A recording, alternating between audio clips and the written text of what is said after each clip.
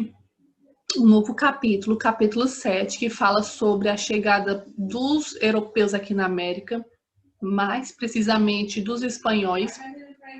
E aí a gente passou ali um mês falando sobre os estados absolutistas, né? Vimos que esses estados absolutistas, eles fortaleceram nações dentro da Europa, né? Essas nações começam a levar a máxima do mercantilismo, né? Ou seja, que era o sistema econômico que estava vigorando no período, né? Que estava num período atuante.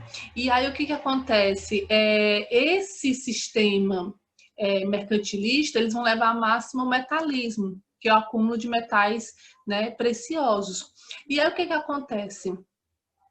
Eles vão iniciar esse processo de expansão marítima, né? O processo de expansão marítima, a primeiro momento, vai ser liderado por Portugal e por Espanha, por isso que eles chegam aqui, né? Eles iniciam o contato aqui, as invasões das nações aqui na América, né? Ainda não nações, mas territórios.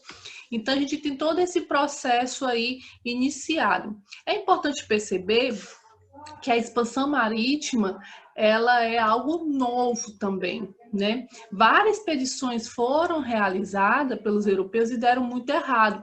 É um processo de nascimento de métodos científicos de navegação, né, de leituras dos astros, de leituras para poder chegar em novos territórios. Então, nesse primeiro momento, é claro que houve várias expedições que deram realmente errado. Aí eu vou abrir aqui o livro de vocês, para ficar melhor de visualizar, né?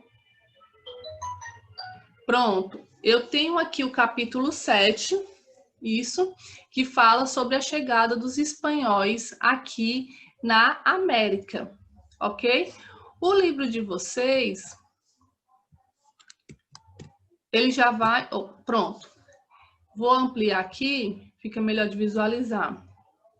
Pronto, ele já inicia aqui, o nascimento do novo mundo, né? Primeiro que esse termo aqui, o nascimento do novo mundo, a gente sabe que realmente esse termo nascimento é como se fosse surgir agora, e não é bem assim. É importante a gente entender, e a gente já estudou isso, que aqui na América existiam vários povos, né? Dentre eles, os astecas, né, os incas, os indígenas, enfim, eu tenho uma demanda enorme de populações, de povos que já existiam aqui na América.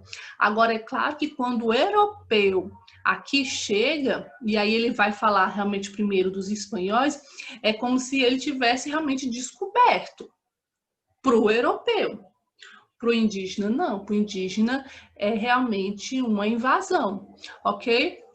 E aí, o que acontece? Imagine só, né, o que foi acontecer esse primeiro momento, né? Ele vai dizer que o primeiro, a expedição oficial, né, a primeira expedição oficial aqui na América foi a de Cristóvão Colombo, né? Foi o primeiro que realmente relatou ter chegado aqui, na América, mais precisamente onde os astecas, né, onde tinha ali a ocupação da população asteca.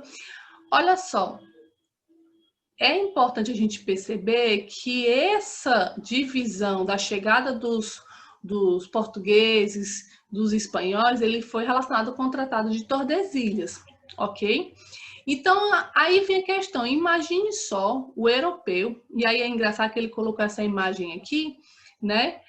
O europeu branco, né? Com roupas, muitas roupas, chegando naquelas caravelas enormes, né? Ou seja, e se deparando com o índio, né? Com um tom de pele diferente. Imaginou o choque aí de estranhamento, né? Tanto por parte do europeu, que não sabia que aqui realmente existia população, como por parte do indígena, principalmente, que não tinha noção, né, dessas questões de caravelas, enfim, de trajes, né? E aí vem a grande questão que ele vai falar aqui, nessa página, né? O encontro dos dois mundos, né? O indígena, ele tem o nativo, na verdade, ele tem um contato com a natureza, a questão realmente de sabedoria em relação à natureza, de crença em relação à natureza. E aí, quando ele vem saindo do mar aquela grande caravela, então esse é o primeiro momento, esse contato do homem branco com o nativo vai ser realmente superior. O homem branco vai chegar realmente, a noção para o nativo é que ele realmente é algo dos deuses. Porque como é que os nativos acreditam no mar, né? Acreditam que o mar oferece, de repente vê um objeto enorme flutuando sobre as águas. Então eles realmente vão acreditar, a primeiro momento, que essa relação realmente, que os brancos eram realmente deuses, né? Superiores. E aí o homem branco vai perceber isso, né? O europeu vai perceber isso, que realmente os nativos estão tendo aquela relação, né, de achar que eles realmente são superiores, ok? E aí vem a questão, os povos que viviam aqui na América, realmente eles eram diferentes culturalmente, né? E o homem branco não vai levar isso em consideração, o europeu não vai levar isso em consideração, né? Então, além desse choque que vai ocorrer entre eles, na questão cultural de trajes, pele, comportamento, também vai ter uma outra questão que vai ser realmente muito decisiva para a população nativa, que são as doenças, né? Os europeus chegam aqui na América trazendo doenças que os povos nativos nunca tiveram contato. Então, uma simples gripe pode dizimar uma população grande nativa, né? Fora as outras doenças que foram trazidas pelos europeus, e quando entraram em contato com a população nativa, eles acabavam sendo dizimados, porque realmente eles não tinham anticorpos para aquela doença. Então, todo esse processo, né, esse processo de primeiro contato, esse processo de aproximação foi realmente um choque cultural muito grande, né? E além disso, uma relação de superioridade do europeu com o nativo, né, que começou a utilizar-se disso para poder controlar os povos nativos. Na página seguinte, ele vai falar sobre a questão dos povos astecas, né? Eu tinha falado que Colombo chegou aqui com a questão dos astecas, mas enfim, o que acontece? Eu falei para vocês sobre os povos astecas, né? Os povos astecas, eles já manipulavam o ouro, já manipulavam vários produtos minerais, e aí quando o espanhol entra em contato com esses povos, realmente era tudo que eles estavam procurando, né? Ou seja, o ouro, a prata, enfim, os minérios já têm uma importância de valor comercial para os europeus que não tinham para os astecas. Então, quando Hernán Cortés chega na península de Yucatán, no México, né, onde vivia a civilização asteca, ele vai ter esse estranhamento também, né? Mas aí ele vai ver, tá aqui, e aí ele vai mostrar que os astecas já tinham esse tipo de questão, né? De manipulação dos minérios. Deixa eu abaixar aqui para a gente poder visualizar melhor. Pronto, fica melhor assim. E aí o que acontece, né? Ele vai dizer realmente que os astecas vão ter essa questão, né? E aqui ele fala sobre a questão da tradução, né? Que vai ter uma pessoa que vai realmente traduzir. É importante perceber que os europeus não vieram para cá sozinhos. Ele tinha um grupo do clero, dos jesuítas, que era encarregado também de fazer essa questão, tanto de catequização do povo nativo, como também de entrar em contato com o idioma e poder aprender para poder realmente traduzir. E aí ele vai falar aqui embaixo a tomada, né, do Império Azteca, que em 509 Cortés chega ao Império Azteca, é recebido pelo imperador Montezuma II, né? E aí ele passa a conhecer a cidade, né? E Cortés manda prender o imperador, né? E aí os astecas tentam naquela questão de tentar negociar para poder soltar né, o imperador, e aí o imperador acaba sendo morto. Olhem só, é uma sociedade em que a sociedade, os astecas, em que havia uma hierarquia, o imperador era uma pessoa, uma das principais pessoas. Então, quando há a morte do imperador, né, o que acontece? O povo espanhol consegue controlar todos os restantes, né? E ainda tinha uma tática utilizada pelos europeus que eram pegar os povos inimigos, por exemplo, pegar os povos inimigos dos astecas para poder realmente invadir e começar os conflitos, ok? E aí, em 521, eu tenho realmente o controle total do Império Asteca, né? E aí vem a questão, né? Quando os europeus chegaram no Império Asteca, eles tinham desenvolvimento da agricultura, né, e do comércio, ok? E aí ele vai perceber que essa sociedade era uma sociedade organizada, mas eles não levaram isso em conta, né? E aí acabaram realmente dominando e fazendo essa população de escrava, né? Ou seja, acabaram sendo dominados por esses europeus, ok?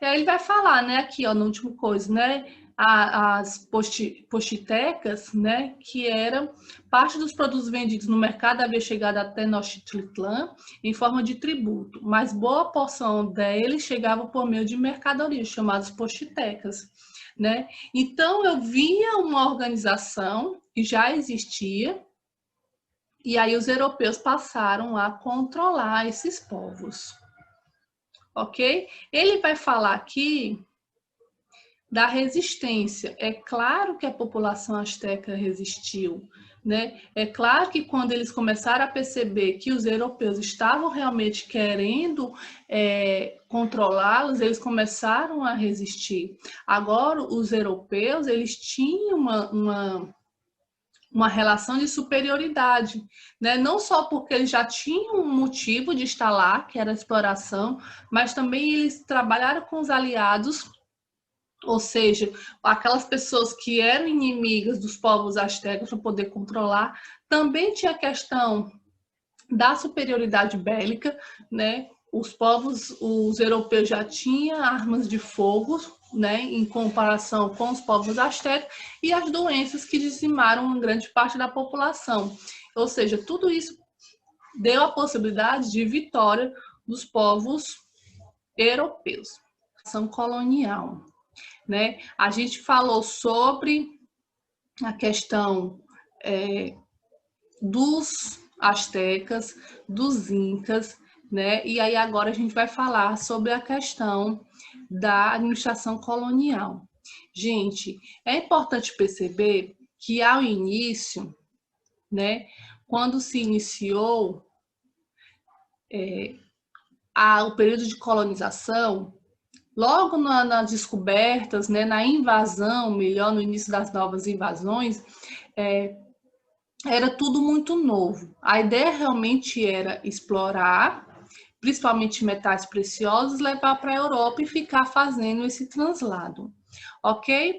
Mas aí, o que aconteceu? Né? Depois de um tempo, passou-se a ver a necessidade de realmente se permanecer nessas terras que os espanhóis ou os europeus no geral acharam que haviam sido descobertas, né? E aí aqui ele vai falar sobre a atuação da igreja. A igreja realmente ela foi uma parte essencial, né, no controle, na dominação dos europeus aqui na América.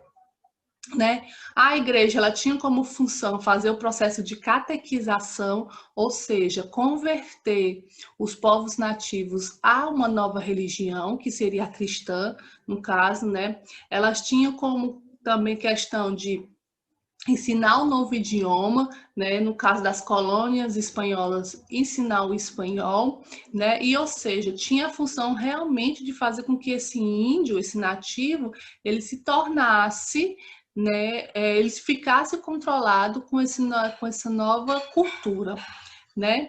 E aí ele vai falar aqui que tinha a questão dos jesuítas, né, os franciscanos, dominicanos. Essa classe do clero foi a que realmente veio para cá, né, com essa função. E aí todo esse método de fazer com que o nativo se convertesse a uma cultura cristã branca, né, que é denominado de catequese, a gente denomina de etnocídio, né? Ou seja, houve a morte de uma cultura, né, a cultura nativa, a cultura local, em detrimento da cultura do dominador, que é a cristã branca, né? Ou seja, os nativos eles foram batizados, tiveram seu nome mudado para nomes católicos, né, cristãos.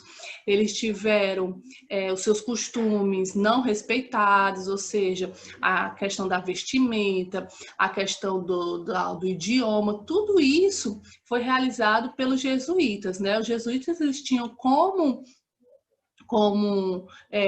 objetivo, né, aprender o idioma nativo e ensinar o idioma espanhol, no caso aqui, né? E aí esse processo foi conhecido como missões, né? Eles iam fazendo as missões para poder, como eles falavam, civilizar esse nativo, que na verdade não era civilizar, era matar a civilização, a cultura, o costume da população local, ok?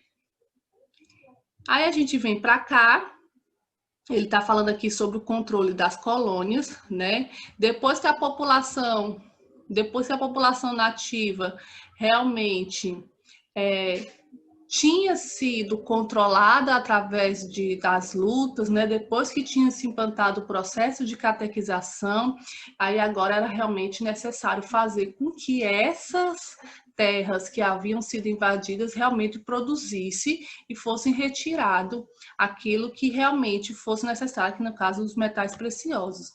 E aí eu tenho a criação da Casa de Contratação e do Conselho das Índias, né?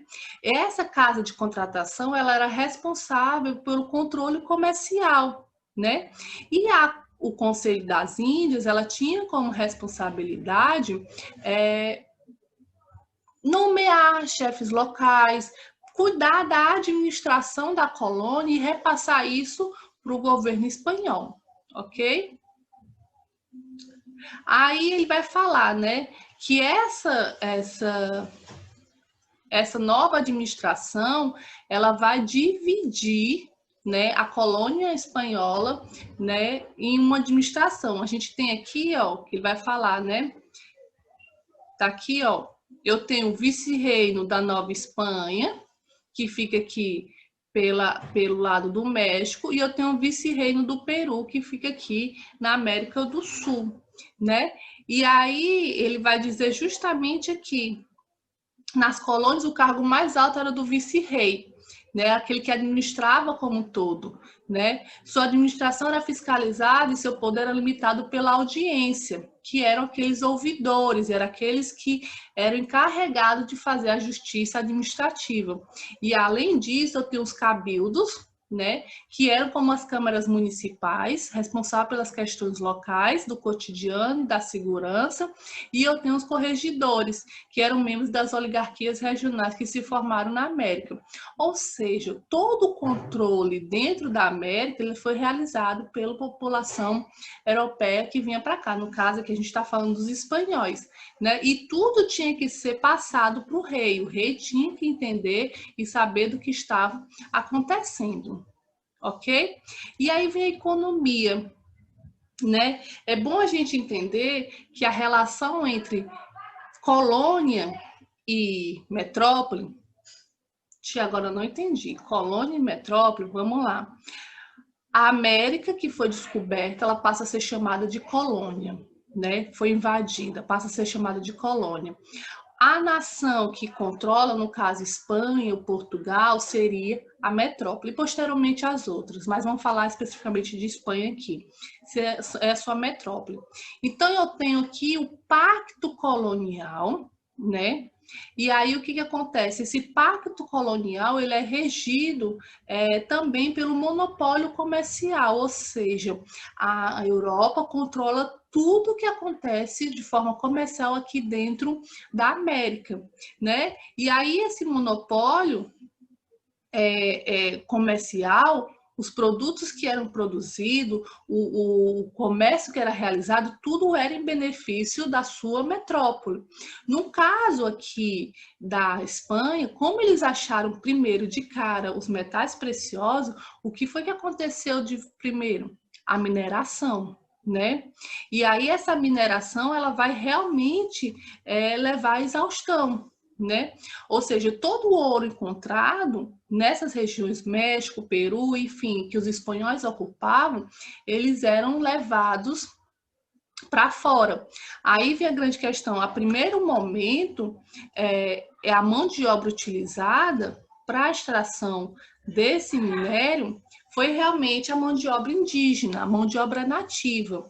E aí tinha-se dois métodos, que ele vai falar aqui, né? A encomienda e a mita, né? A encomienda, um proprietário de minas ou de fazendas agrícolas pagava tributos à coroa espanhola para adquirir um grupo de indígenas. Né? Os indígenas encomendados, que no caso é a encomienda, eram obrigados a fornecer a mão de obra e pagavam tributo ao encomendeiro.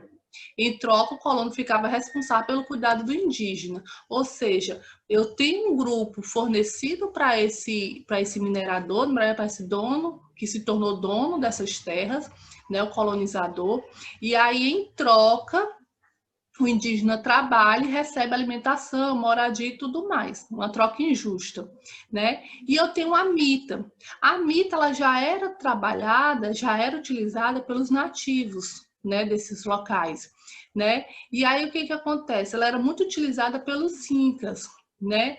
Que era o trabalho prestado ao imperador. E aí os espanhóis se aproveitaram desses costumes que eles já tinham, né? E desenvolveram a mita.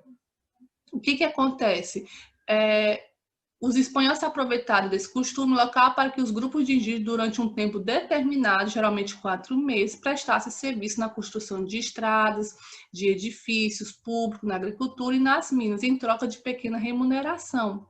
E aí a mita ela foi muito utilizada na exploração de minério no Peru, né, o que causou realmente também muitas mortes, porque era um trabalho bastante excessivo. Tá? E aí a gente vem, por fim, a sociedade local. A sociedade local da comunidade da Espanha, né, a espanhola, ela tem uma diferença. Ele vai ser dividido. Eu tenho os chapetones, que eram os espanhóis que vieram da Europa e se estabeleceram aqui, eram aqueles que dominavam toda a questão administrativa, política, comercial, ok? Eu tenho os crioulos, que eram os descendentes de espanhóis que nasciam aqui na América, e eu tenho os mestiços, que era a mistura aí de espanhóis e nativos daqui, da América, né? E posteriormente a gente vai ter os escravos, que é a população negra que vai começar a ser trazida aqui para a América, e a própria população nativa que conseguiu sobreviver, né, aos ataques iniciais aí dos espanhóis, ok?